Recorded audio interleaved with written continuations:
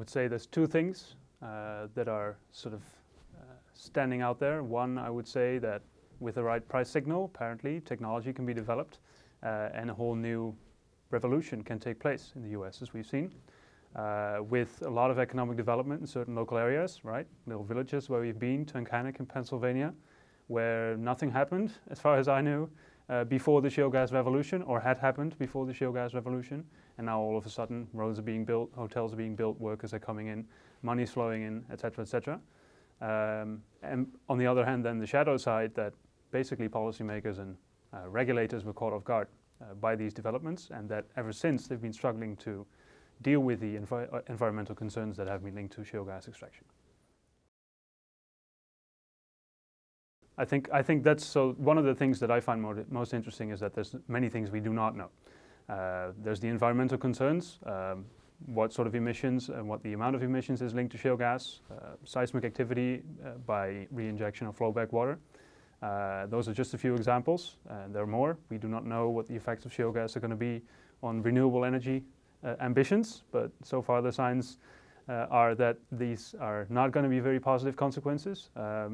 And we don't really know what's in the ground, and maybe that's one of the most important things to say, is that geologists and all those people involved are still struggling with figuring out what is exactly in the ground and what can be extracted. So many unknowns, and that makes it interesting. I think it's fair to say that in Europe we know even less. I think the Polish have been very enthusiastic as soon as they heard that there may be a couple of molecules to be recovered from under their soil. For all sorts of reasons that can be debated, unreliable Russians and other geopolitical reasons. Fact of the matter is that we really do not know how much gas there is in Poland, and it is questionable whether it will ever be extracted. Companies are now just investigating what is there, and we'll have to wait and see. And we've argued that even looking at the situation in the ground, a couple of very fundamental shifts and developments have to take place if even that gas would have, to be gotten out of the ground. In terms of infrastructure building, market development, and implementation of guidelines, European directives, there's a lot of work to be done. It looks like, well, let me put it this way. There are no signs yet that the newly produced gas is only replacing old sort of electricity needs.